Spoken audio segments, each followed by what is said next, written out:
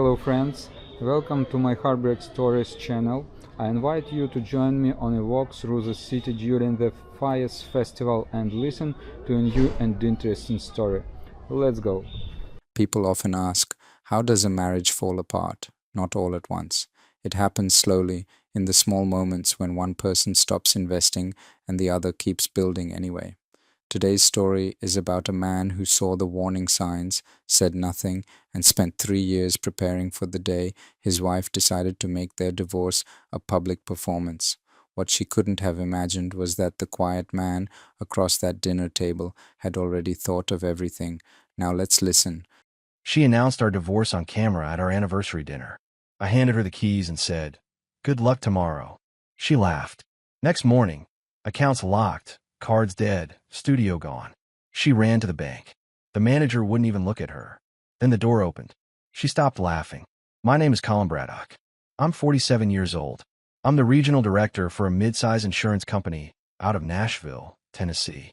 I've spent the last 22 years building something, a career, a home, a life that I thought we were building together. Portia and I met when I was 25 and she was 23. She was sharp, funny, ambitious in a way that felt electric back then. We got married 2 years later.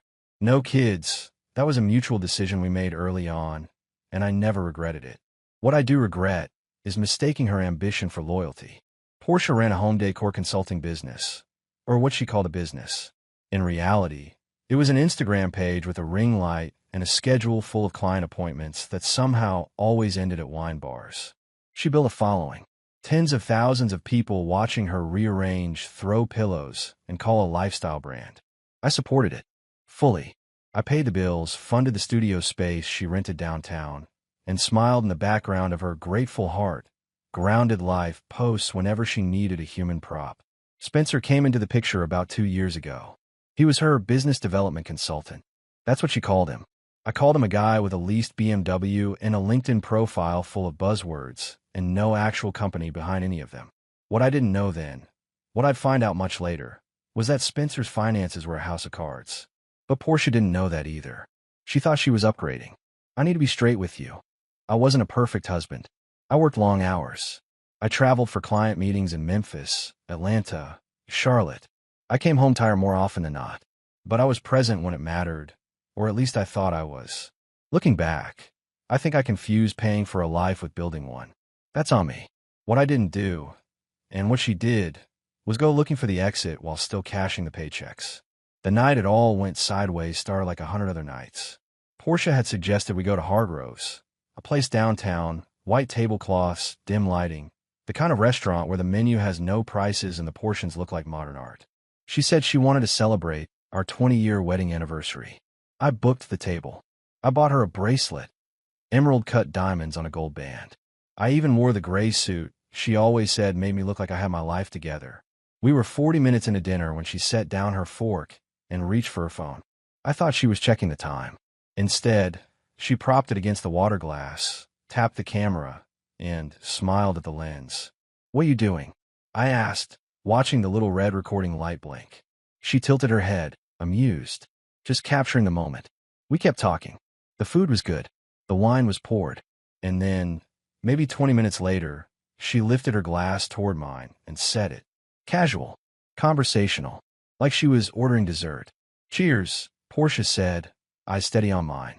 "We're divorcing. Already posted about it, actually." The words landed like a door slamming shut in a quiet house.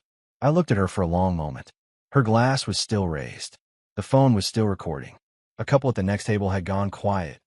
I could feel it without looking. She wanted an audience.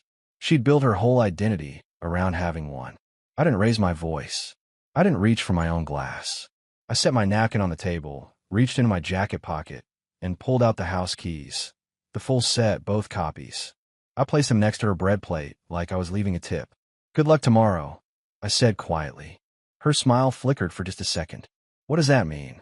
I didn't answer. I stood up, tucked in my chair, left $400 on the table, and walked out through the front door into the cool Nashville night.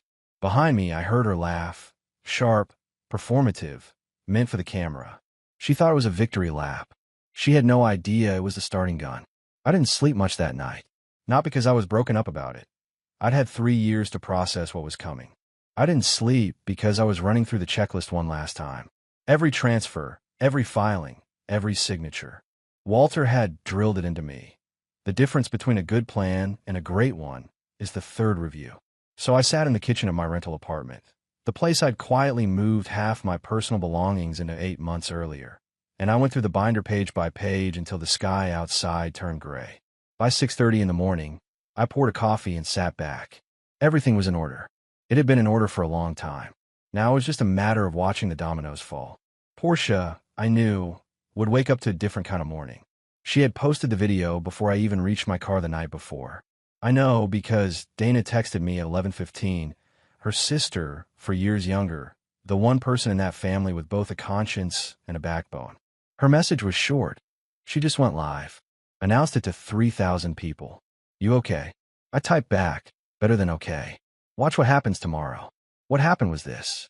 Portia woke up to a flood of comments, hundreds of them, telling her she was brave and bold and a queen reclaiming her throne. She soaked it in. She was already drafting a follow-up post, already building the next chapter of her public persona, the liberated woman shedding the boring insurance man who never understood her vision. Then her phone stopped working. Not a dead battery, not a drop signal. The device simply locked her out. Remote access revoked, carrier account restructured under the corporate plan I'd quietly shifted 3 months prior. She would have tapped it, restarted it, stared at the Apple logo cycling over and over. Then she'd have gone to her laptop. The joint account she used for her studio expenses, her spa appointments, her wardrobe hauls. Invalid password. She'd have tried the reset. Access denied. She'd have called the bank. Voice already sharp before anyone picked up. I imagined the customer service rep's pause when she gave her name. The careful, measured response. Ma'am, you were removed from that account yesterday at 4:51 p.m. Access has been revoked by the primary account holder. I wasn't there to see her face, but I've known Portia for 22 years. I know exactly what that silence sounded like. What she didn't know, what she hadn't bothered to find out in all the years she called my work just insurance stuff, was that 18 months ago, I had quietly launched a second venture underneath my professional role. A holding company, Aldercroft Management, LLC. Walter had helped me structure it cleanly across 2 states, with its own governance documents, its own advisory board, its own paper trail that stretched back further than our marriage had been unraveling. Every significant asset we had, the house, both vehicles, the downtown studio she operated out of, had been transferred into Aldercroft under retained usage agreements.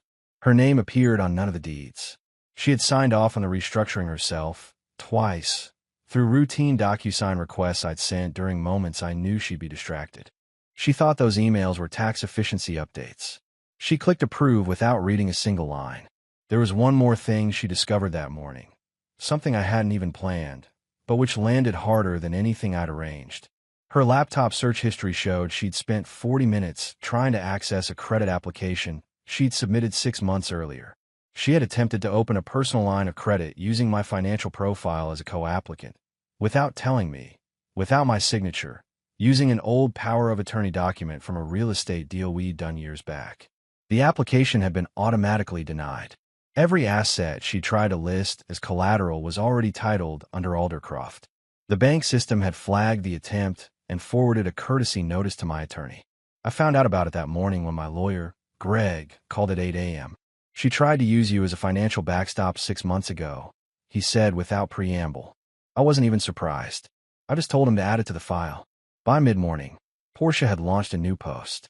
She called it her Journey to Freedom series, a paid subscription, $9.99 a month, promising followers a raw and honest account of her path through divorce. She had it live within 4 hours of losing access to our accounts. She was already monetizing the wreckage. My attorney flagged it by noon. Every video she'd ever posted had been filmed in our house, using equipment I'd purchased, in a studio space held under a lease agreement controlled by Aldercroft. Her brand, her content, her entire platform. It had been built on assets that were no longer in any way connected to her name. Greg sent her legal team a formal notice before the business day was out. I sat in my kitchen, finished my second coffee, and looked out the window at the Nashville skyline. She thought she was writing the story. She didn't realize I'd already copyrighted the setting. I was already inside the bank when Portia arrived. That was intentional. Walter had suggested it the week before, sitting across from me in his study with a cup of black coffee and the particular stillness of a man who had spent 30 years watching people unravel in courtrooms. "Be there first," he said. "Let her make the entrance. You make the exit." Charles didn't met me at the side entrance at 9:15. He was precise about time, always had been in the 12 years I'd worked with this branch. We shook hands, walked to his office, and I signed 3 sets of transfer documentation while his assistant prepared the formal account restructuring summary. Charles didn't say much. He didn't need to. He knew the situation. He knew me. And if there was a particular care in how thoroughly he followed procedure that morning, I didn't ask about it. I'd heard from Dana that Portia had once filmed a short clip in this branch's lobby, something sarcastic about old-fashioned banking, and tagged the location. Charles had seen it. He mentioned it to me once, briefly, about a year ago, in the neutral tone of a man filing away information for later. That was the only time it came up between us. At 9:47, I heard her voice in the lobby. She hadn't changed her approach from the day before, still the same performative volume, the same expectation that the room would reorganize itself around her presence. I caught fragments through the glass partition. "I need to speak to the manager. He knows who I am. This is completely unacceptable." Charles excused himself with a small nod and went out to meet her. I stayed where I was. I heard the conversation in pieces. His voice, measured, courteous, unmovable. Hers, cycling through indignation toward something that sounded increasingly like the beginning of real fear. He told her the accounts were under the authority of the primary signatory of the holding entity. She told him she was the man's wife. He told her that was no longer a qualifying status under the current structure. She demanded he call me. That was my cue. I buttoned my jacket, picked up the leather portfolio Walter had helped me put together, 2 years of documentation in one clean, organized package, and walked out of the office into the lobby. The room didn't stop. That's not how real life works. Tellers kept typing. A customer near the mortgage desk looked up briefly. But Portia stopped. She turned toward the door when she heard it open, and the moment she saw me, something shifted behind her eyes. Not fear exactly, more like the sudden vertigo of a person who realizes the floor is lower than they thought. I wasn't the man she'd left in that restaurant. I was wearing the charcoal suit I kept for regulatory meetings. No wedding ring. Walter stood just behind me, and to the left, 71 years old, silver-haired, with the quiet authority of someone who had once decided the fates of courtrooms. His presence alone changed the temperature of the room. "What is going on?" Portia demanded. Her voice dropped now, stripped of its audience quality. "Who is he?" "Walter Farrell," I said. "My attorney and advisor. He helped me structure the holding entity your accounts were attached to. You may have some questions for him." She turned to Walter. He looked back at her with the patient expression of a man who had seen exactly this moment 100 times before and was neither moved nor surprised by it. Charles stepped forward with the documentation. I signed where indicated. The transfers were confirmed. The account restructuring was complete. It had been complete for 48 hours, technically, but this was the formal close. I have to stop here for a second. She walked into that bank ready to fight, ready to demand, ready to win, and instead she found him already there, calm, prepared, with the retired judge standing beside him, not angry, not emotional, just done. That's not revenge. That's consequence. And there's a big difference between the two. Portia took a step toward me. "Colin, you need to explain this to me right now." I looked at her steadily. "I told you last night. Good luck tomorrow." I paused, then added, "It's tomorrow now." Her jaw tightened. She looked at Walter, then at Charles, then back at me. For the first time in longer than I could remember, Portia had no camera, no caption, no curated response ready. Just her, in a bank lobby, surrounded by people who were following a procedure she hadn't known existed. Walter touched my arm lightly, the signal we'd agreed on. We had another meeting in 40 minutes. I picked up my portfolio, nodded to Charles, and walked toward the exit. Portia called my name once. I didn't stop. I pushed through the glass door into the Nashville morning and kept walking. Behind me, the door eased shut on its hydraulic hinge. Quiet. Final. Exactly as planned. The night after the bank, I drove back to the rental and spread everything out on the kitchen table. Not because I needed to review it, I had it memorized, but because I wanted to see it laid out in front of me one more time. 22 years of a life, distilled into 43 pages of documentation. Walter had been the one to push me toward this 3 years ago. We'd been having dinner at his house. He and I went back further than most people knew, college acquaintances who reconnected when I started climbing in the insurance world and needed someone who understood both law and discretion. He poured a second glass of wine, leaned back in his chair, and said something I wrote down the next morning. A man who builds quietly is a man who keeps what he builds. I'd started listening more carefully after that. Aldercroft Management LLC had been registered 18 months before that restaurant dinner. Incorporated in Tennessee, with a secondary filing in Georgia, governed by a 12-page operating agreement that Walter had drafted and revised 3 times before we were both satisfied. The advisory board had 2 names on it besides mine, both longtime colleagues from the insurance industry, both aware of the structure, neither connected to anything in my personal life. I transferred the house first. It was the cleanest move, a straightforward title transfer to the LLC under a retained usage agreement that allowed Portia and me to continue living there as occupants. She had never asked why the mortgage correspondence started coming addressed differently. I told her once, casually, that I was restructuring for tax purposes. She nodded and went back to whatever she was editing on her laptop. The studio lease came next. I negotiated the renewal directly with the property management company and had the new agreement drawn up under Aldercroft. Portia signed the occupancy addendum herself, a single-page document I sent her on a Thursday afternoon while she was at a lunch meeting. She initialed 3 lines and texted me. Done. Was this necessary? I replied, just keeping things clean on our end. She sent back a thumbs-up emoji and didn't mention it again. The vehicles followed the same pattern. Both titles quietly refiled. Both insurance policies restructured under the corporate umbrella. All of it documented, all of it legal, all of it completely invisible to someone who had decided years ago that the business side of our life was my department. What I found that morning, forwarded by Greg from the bank's compliance desk, was the credit application.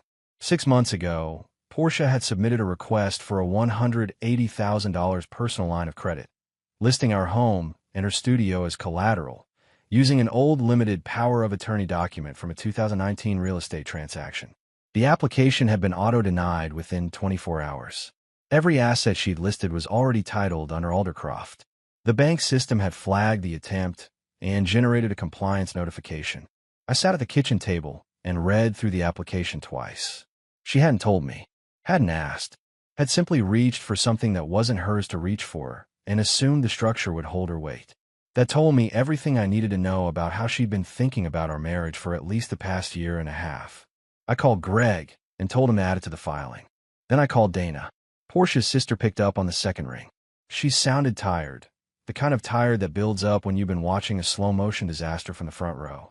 She called me this morning, Dana said without any preamble. After the bank. She was furious. Said you ambushed her. I gave her the keys and said good luck. I replied evenly. That was the whole ambush. Dana was quiet for a moment. Then, carefully, she said, Colin, there's something I should have told you sooner. About a year ago, I saw some messages on her phone by accident. Between her and Spencer. I didn't read much. I didn't want to, but I saw enough. She exhaled. I should have said something then. I'm sorry I didn't. I let that sit for a few seconds. Dana, you didn't do anything wrong. She's my sister, she said. But what she did to you wasn't right. And I think she's been planning this longer than you know. After we hung up, I sat in the quiet of the kitchen for a long time. Outside, Nashville was doing what Nashville does in the fall. Gray skies, cold edge on the wind, leaves skittering across the parking lot below. I thought about what Dana had said, about how long this had been in motion. Then I thought about Aldercroft, about the 43 pages on my table, about Walter's voice saying a man who builds quietly is a man who keeps what he builds. I stacked the papers neatly, put them back in the portfolio, and made a fresh pot of coffee. She'd been planning her exit for over a year. I've been planning mine for 3. Greg called me at 8:15 on a Thursday morning, 3 days after the bank. Her attorney just contacted my office, he said, a man named Nolan Price. He wants to schedule a preliminary settlement discussion. What's his tone? Aggressive on paper, nervous underneath it. Greg paused. He's already found the post-marital agreement. I poured my coffee and sat down. How'd he take it? About how you'd expect. He's calling it procedurally irregular. He'll challenge it. He won't get far. The post-marital agreement had been drafted 2 years ago, reviewed 3 times by 2 separate attorneys, notarized, and executed through a certified DocuSign session. Portia had signed it on a Saturday afternoon 2 years back. I'd sent it while she was at a brand strategy retreat in Gatlinburg. Under the subject line, updated household financial structure, signature required by Friday. She'd signed it in 11 minutes. The session log showed she'd opened the document at 2:47 p.m. and completed her signature at 2:58. 11 minutes for 22 pages. She hadn't read a single one. The agreement was clean and unambiguous. In the event of separation or divorce, any property titled under a corporate or trust entity would remain the sole legal asset of the designated holder. Community property assumptions were explicitly waived. There was a clause, Supplementary Section D, that addressed what it called demonstrative reputational conduct. In plain language, if either party publicly ridiculed, monetized, or broadcast the dissolution of the marriage in a manner damaging to the other party's professional reputation, all asset transfers were subject to immediate review and potential reallocation by the controlling entity. Portia had triggered at the moment she propped her phone against a water glass in Hargroves and hit record. I knew Nolan Price slightly by reputation. A Nashville family law attorney with a good win rate in standard proceedings and no particular experience with corporate asset structures. He was about to learn that this wasn't a standard proceeding. What I hadn't anticipated was the phone call I got 2 hours after Greg's update. It came from a number I didn't recognize. I almost let it go to voicemail. Mr. Braddock. The voice was male, careful. My name is Ellis Ward. I'm a licensed private investigator.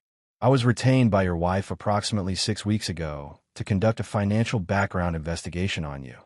I set down my coffee cup. Go ahead. A pause. I think you should know that we have a mutual acquaintance. Walter Farrell and I worked together on a case about 8 years back. When your name came up in my client intake, I made a call. Another pause. I want you to know that every report I've generated has been forwarded to Walter's office rather than to Mrs. Braddock. I absorbed that for a moment. She paid you to investigate me. She did. 6 weeks of work. I billed her for all of it. His tone carried the faint satisfaction of a man who had done something he considered correct. She's been trying to locate hidden assets, specifically anything outside the Aldercroft structure. There's nothing to find, of course, but she doesn't know that yet. What has she told you about her plans? Enough, Ellis said. She's been discussing her situation with a group of friends. One of them, a woman named Petra, has apparently been encouraging her to go public with accusations of financial control and manipulation. There's talk of a media interview. I thanked him, ended the call, and immediately dialed Greg. 40 minutes later, I was sitting across from Walter in his study. I relayed both conversations. He listened without interrupting, his hands folded on his desk, his expression exactly the same as it always was, attentive, unsurprised, calculating. When I finished, he was quiet for a moment. Then he said, "She hired a man to find your vulnerabilities, and he called you instead. That tells you something about the quality of her judgment." "It tells me she's scared," I said. "Scared people make noise." Walter leaned forward slightly. "Let her make noise. Every public statement she makes goes into the file. Every accusation, every post, every interview she gives, all of it subject to Supplementary Section D." He paused. "What she doesn't understand is that the louder she gets, the less she ends up with." I drove back to the rental in the early afternoon. On the way, I passed the studio building downtown, the one Portia had called her creative sanctuary, the one she'd featured in 47 separate posts over 3 years. The lights were still on inside. She was still operating as if the ground hadn't moved. That was her pattern. Project confidence until reality caught up. Reality, in my experience, always caught up. Dana showed up at my door on a Sunday evening without calling ahead. She had a paper coffee cup in each hand and the expression of someone who had been rehearsing what they wanted to say for longer than the drive over. I let her in. We sat at the kitchen table. She put one of the cups in front of me and wrapped both hands around hers and looked at the table for a moment before she spoke. "I need to tell you everything," she said. "Not just the part one mentioned on the phone." I waited. She looked up. "About 18 months ago, I was at Portia's studio helping her set up for a client event. She stepped out to take a call and left her laptop open on the work table. I wasn't snooping. The screen was just there. But I saw the messages. She described them carefully, not word for word, but enough. Spencer's name. The dates going back further than I'd realized. References to timelines, to planning, to conversations about what Portia would need before she could move. Dana had stood there for maybe 30 seconds before stepping away from the screen.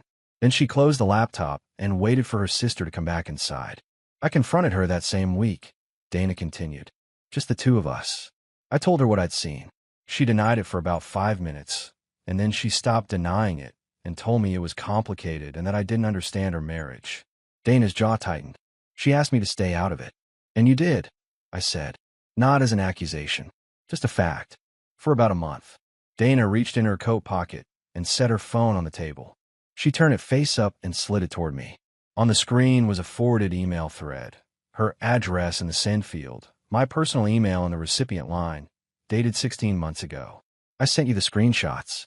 I didn't know if you'd seen them or what you'd do with them. I thought if you had them, at least you'd have the choice. I had seen them. I remembered the exact moment, sitting in my office with the door closed, reading through each one twice. It was the conversation with Walter that same evening that had accelerated the Aldercroft timeline. You gave me 14 months, I said quietly. Dana nodded. She looked tired in the way people look when they've been carrying something heavier than they let on. She figured out eventually that the screenshots came from me. She called me 3 days after the restaurant. Her voice flattened. She said I betrayed her, that I'd chosen a man over my own sister. I started to say something, but Dana held up a hand. I told her the truth, she said evenly. I told her I hadn't chosen you over her. I'd chosen honesty over her dishonesty. Those are different things. She picked up her coffee cup. She hung up on me. We sat quietly for a moment. Outside the window, the Nashville evening had gone fully dark. She's going to try to discredit you, I told her. Her attorney may bring up the screenshots and argue they were obtained improperly. Dana nodded. Walter already called me. We talked for 40 minutes. I'm prepared. That caught me slightly off guard. Not that Walter had called, but the quiet readiness in her voice. She wasn't scared. She decided which side of this she stood on, and she was standing there without flinching.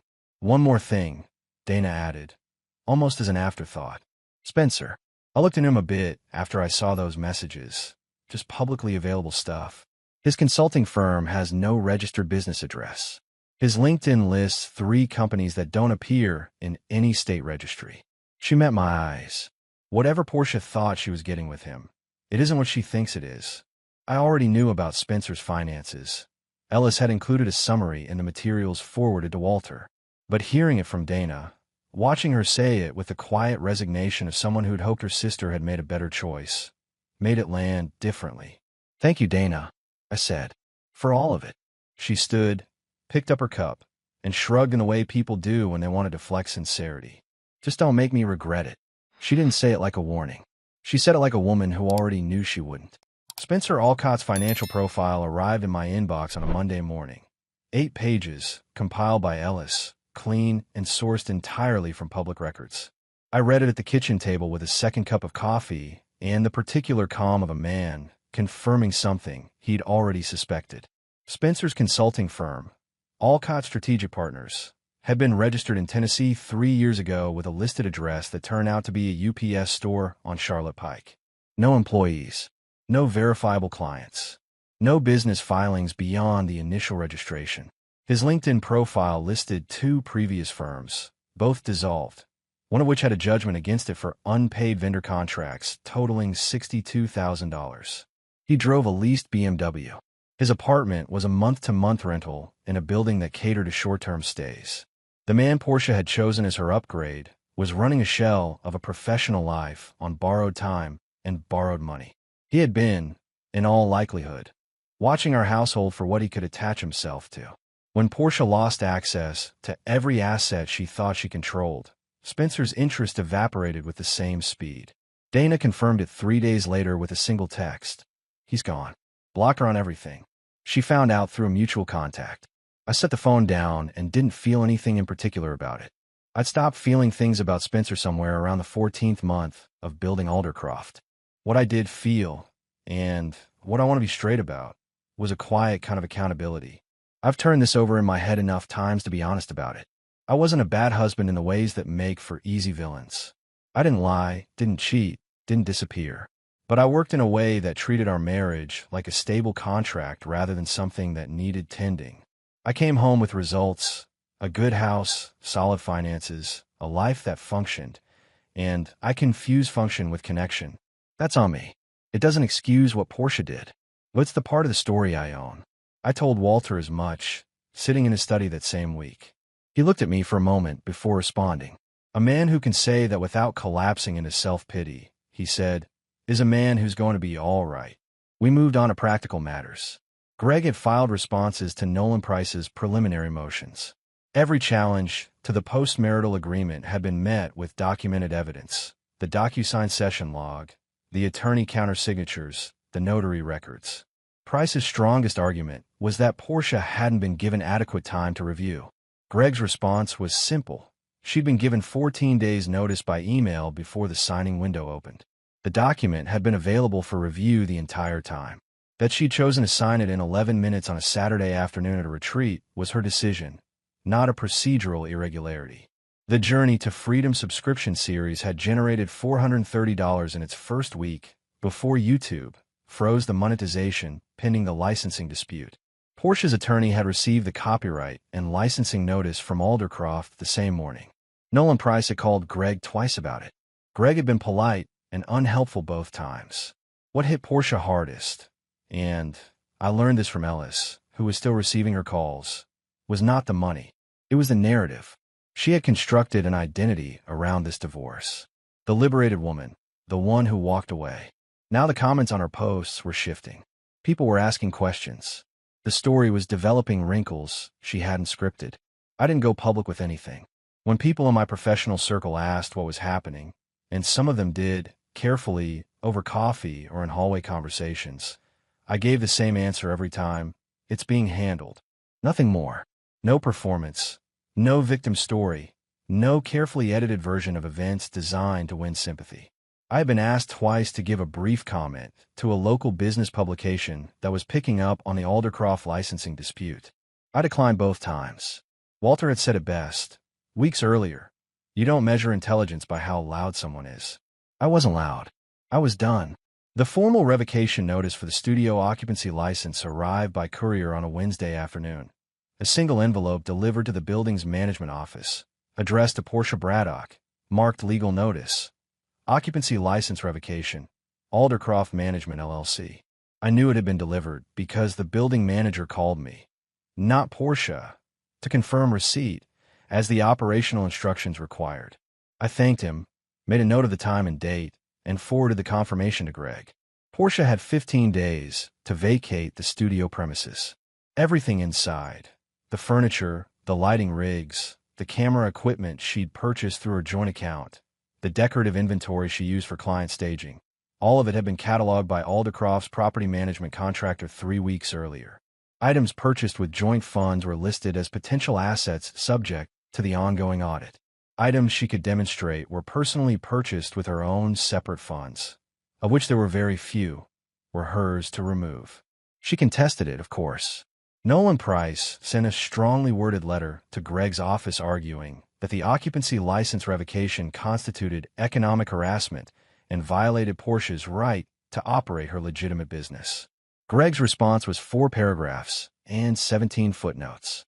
The occupancy license was explicit. Aldercroft held the right to revoke with 15 days' notice upon breach of reputational conduct standards.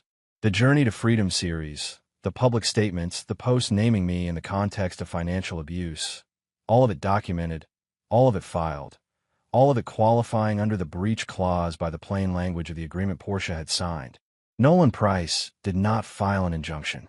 He knew it wouldn't hold. What I hadn't expected, and what landed with more force than I'd anticipated, was the call from Portia herself. She didn't use her attorney. She called me directly, on a Thursday evening, from a number I didn't recognize. I picked up because I didn't know who it was. Her voice was different. Not the polished, performance-ready voice she used for her channel, and not the sharp, indignant voice she'd used at the bank. This was something underneath both of those, quieter, more ragged around the edges. "You're taking everything," she said. Not as an accusation this time. More like a statement she was still trying to understand.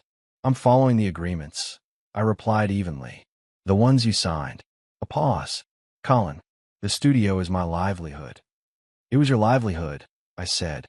"It was operated on property controlled by a holding entity you signed off on. That's not something I can undo, and it's not something I'm going to." "Where am I supposed to go?" I kept my voice level. "That's a question you should have thought about before you propped a phone against a water glass and announced our divorce to 3,000 people." I paused. "I'm not saying that to be cruel. I'm saying it because it's the truth, and I think somewhere you already know it." She didn't respond to that. The silence stretched for several seconds. Then she said, very quietly, "Was there ever a point where I could have stopped this?" I thought about that honestly. "Probably not in the last 3 years," I said. "But maybe before that." That question hit me hard. Was there ever a point where I could have stopped this? That's not anger anymore. That's someone finally understanding what they lost. And his answer, probably not in the last 3 years, but maybe before that, that's not cruelty. That's just the truth. Sometimes the saddest part of a story isn't the ending. It's realizing exactly when the ending became inevitable. I didn't say anything else. She didn't either. The call ended without either of us hanging up dramatically. It just went quiet, and then it was over. I sat in the kitchen for a while after that. Not with satisfaction, not with grief. Just the particular stillness of a chapter closing on its own terms. The studio lights would go dark in 15 days. Nashville would keep moving. So would I. 3 weeks after the studio revocation, Nashville had its first hard frost of the season. I remember it because I was standing on the small balcony of my rental apartment at 6 in the morning, coffee in hand, watching the parking lot below go white and still. There was something clarifying about it. The way cold strips everything down to its essential shape. Greg called at 9 with an update on the settlement proceedings. Nolan Price had filed his final response to the post-marital agreement challenge. A family court judge had reviewed both submissions and ruled that the agreement was valid and enforceable. Community property claims were dismissed. The Aldercroft asset structure stood intact. Portia's share of the marital estate was limited to what she could demonstrate as personally acquired, which, after audit, amounted to her wardrobe, her personal vehicle purchased 4 years ago with an inheritance from her grandmother, and a savings account in her name alone containing $11,000. 22 years of marriage. $11,000 in a closet. I didn't feel triumphant about that. I want to be clear on that point. I felt the particular weight of something that had been necessary and was now done. The way you feel after a long, demanding project reaches its final filing. Not celebration. Resolution. Walter came by that afternoon. He sat in the one good armchair I'd brought from the house and accepted the coffee I poured him and looked out the window at the frost-pale street below. "You could have come out of this louder," he said after a while. "Not as a criticism, just an observation." "I know," I replied. "Some men would have." He turned the cup in his hands, posted their side of it, made sure people knew what she'd done, what she tried to do with that credit application, what Spencer turned out to be. He paused. "You didn't." "No," I agreed. He nodded slowly. "That's the part of this that mattered most. Not the structure, not the legal work, though those were sound. The part that mattered was that you didn't become what she wanted you to be. She needed you to be the bitter, vindictive husband. It would have made her narrative work." He set down his cup. "You refused to play the role." I thought about that for the rest of the day. The Journey to Freedom channel had gone quiet 2 weeks earlier. YouTube had not restored monetization following the Aldercroft licensing dispute. And without the income stream, and without the studio backdrop that had defined her brand aesthetic, Portia's content had dried up. Her follower count had dropped steadily as the silence extended. The comments on her last post, a vague caption about transition and growth, posted from what appeared to be her mother's living room, were a mix of confused loyalty and quiet abandonment. Spencer had not reappeared. Ellis confirmed he'd relocated to Atlanta, where he had apparently found a new consulting arrangement with a woman who ran an event planning company. I noted that detail and filed it away without any particular feeling attached to it. Dana called me that same week. She sounded lighter than she had in months, still tired but lighter. She reached out to me. Dana said, "Portia." She asked if we could talk. "What did you tell her?" I told her yes, but that I needed some time first. A pause. I'm not ready to pretend nothing happened.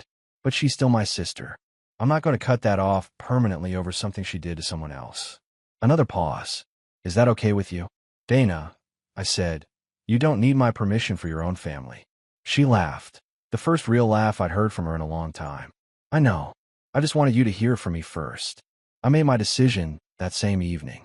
I've been turning it over for weeks, the way you turn over a question that doesn't have a wrong answer, just a better one. I called a real estate contact in Knoxville, a man I'd worked with on a commercial property deal 2 years back, and told him I was looking for something with land. Quiet, not too far from the mountains.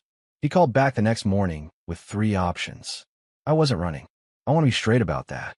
Running is when you leave before you've finished what needed finishing. I was leaving after. That's a different thing entirely. I told Greg to proceed with the final divorce filing. I told Walter I'd have a forwarding address within a month. I sat at my kitchen table that night with a legal pad and wrote down, for the first time in years, a list of things I wanted, not things I needed to manage or protect or hold together. Things I actually wanted. It was a short list. That felt right. The divorce was finalized on a Thursday in late November. Greg handled the courthouse appearance. I wasn't required to be present. I was in my car driving east on I-40 toward Knoxville when my phone buzzed with his text. Done. Clean. Congratulations on the other side of it. I pulled over at a rest stop east of the city, got out, and stood in the cold air for a few minutes.